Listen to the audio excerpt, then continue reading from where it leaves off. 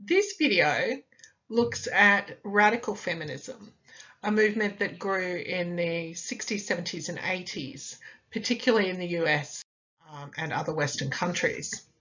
Radical feminism doesn't mean radical in the sense of outrageous or far left. Radical means from the root. And when radical feminists talk about patriarchy, they're saying that patriarchy is at the root of our society, and that to change the position of women means changing society from the very roots to pull out those roots of patriarchy. Some of the writers that you'll see in radical feminism include people such as the famous Shulamith Firestone, who only wrote one main book. She has written a second, which was less theoretical, and which was very much about how power, culture, biology, and technology intertwined. And she was looking very much at the position of women as people who bear children. And for her, women, there was some essentialism there that women were the ones who gestated children. And that led to certain forms of power between those who did and did not gestate.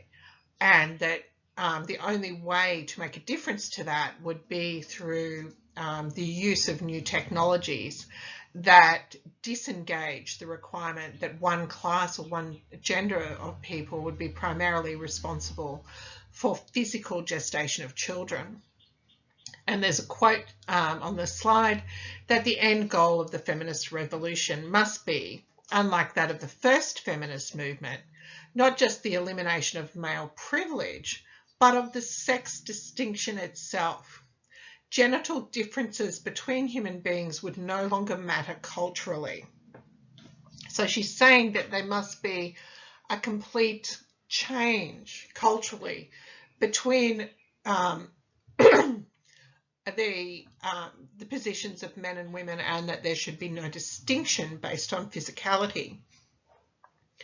Other writers are the famous writers such as Catherine McKinnon, Andrea Dworkin, and Germaine Greer. You'll find many others who subscribe to radical feminism. It's been critiqued more generally by other branches of feminism as being essentialist and as often rejecting cultural expressions of femininity. Some radical feminists were very much about using non-gendered clothing, which often was really clothing that was more normatively coded as male. Andrea Dworkin, for example, was famous for always wearing overalls. More recently, there's been a problematic offshoot that's developed, the so-called trans-exclusionary radical feminists, who sometimes call themselves gender-critical feminists. Basically, feminists who identify as both feminist and radical, though some would say they're not necessarily, who also claim that the term TERF, or trans-exclusionary radical feminist, is a slur, though it was first developed by their group.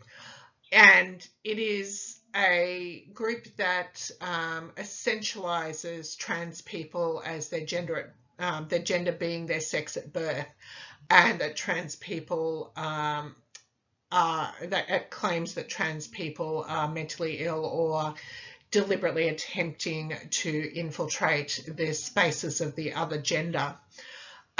This is a highly problematic theoretical approach, and one which very much essentializes the experiences of men and women as being based only in genitalia or other physical characteristics, and ignores that much of the inequality between genders is based very much on social assumptions of gendering and devaluation of femininity, and of certain exalting of certain types of masculinity, all things which can affect, of course, trans people as much as it does cisgendered people. As I mentioned on the slide, I will not be using that approach, and I won't be circling back to it because I think that it is often extraordinarily derogatory to trans people. And on top of that, is also very essentialist around what is a woman and what is a man and what are the experiences and social positions of those people, based around certain physical norms and often also around certain social experiences, which often boil down to middle-class white experiences, and which rejects the gender of those who don't have those physical characteristics or experiences, and which actually leads to a range of problems for both cisgendered and transgendered people. So as I say, this is the first and last time I'm actually going to mention their theorizing at all. Radical feminism, though, is not just the TERPs. Radical feminism is still a powerful part of the feminist movement and informs many of the third and fourth generation waves of feminism, in that its ideas around patriarchy being extraordinarily pervasive and shaping the whole of our society are very much things that many other streams of feminism consider. Radical feminism has actually had some profound influences on law, particularly in the person of Catherine McKinnon.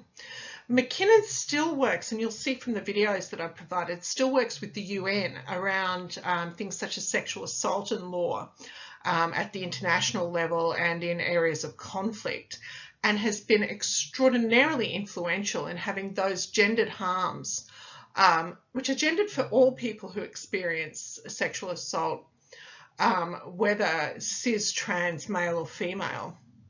It is often an attack which has particular gendered experiences as part of it. And she has been very influential in having those recognised as war crimes and as harms as such. She talks about in law the idea of law being part of a system of domination and power which reflects the patriarchy. And she did do some theorising in the 70s and 80s around pornography, prostitution, etc. She actually drafted an anti-pornography law which was struck down as being a breach of the American First Amendment, arguing that pornography, particularly pornography which is based in degradation of women, is of itself something which grows out of exploitation often of adult actors, and in ways which, in particularly the 70s, was problematic around financial exploitation as an industry, and that reified the positioning of women as a sex class for the use of men. She also was very critical of prostitution, and that she theorized that again reflected women as a sex class, and that even where women chose to be sex workers, many of their co-workers may not have had full free choice. And in addition to that, it reinforced the idea of women as a commodity. So you can see many radical feminists are actually relatively sex critical and sex worker critical, and have often been critiqued for that.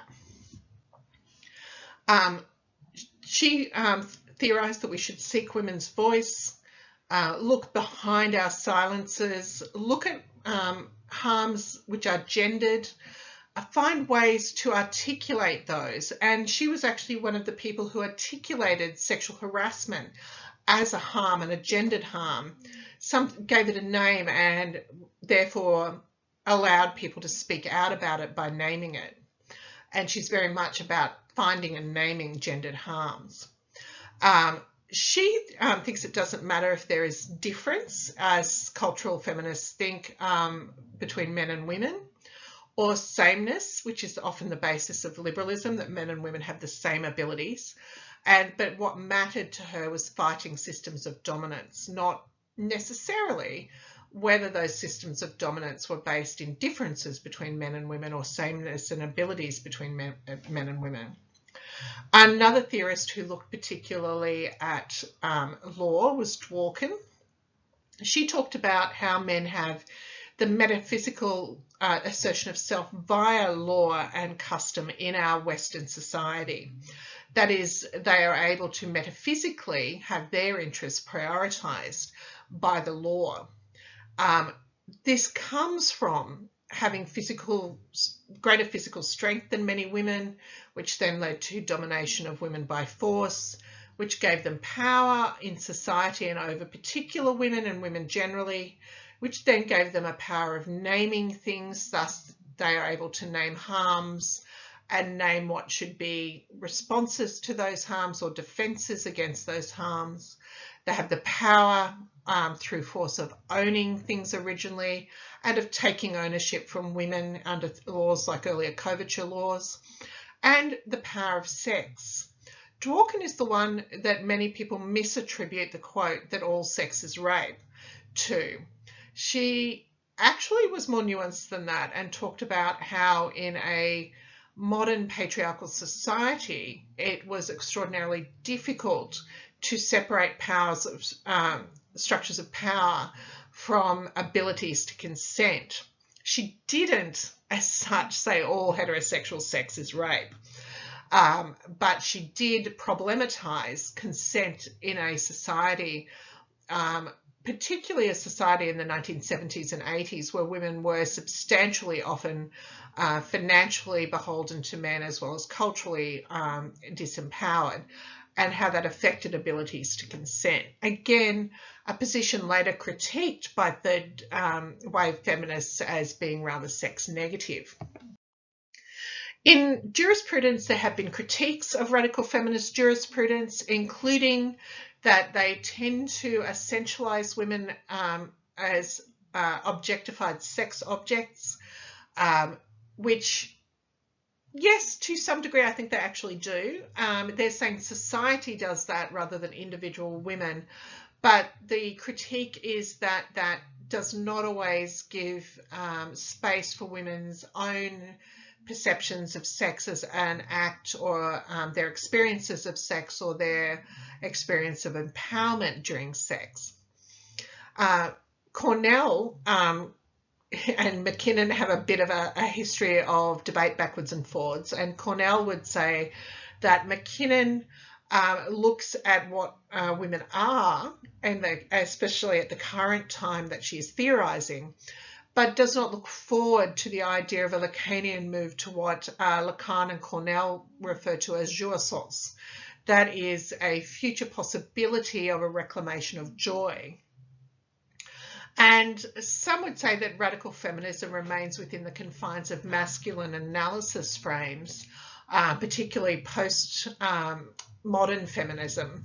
But then the radical feminists would often come back and say that postmodern feminism is an overly academic endeavour, which doesn't really have feet on the ground to dismantle patriarchy, and that sometimes they have to use the what is available to them to start pulling up the roots of patriarchy. But then others would say that by using the master's tools, you can't dismantle the master's house.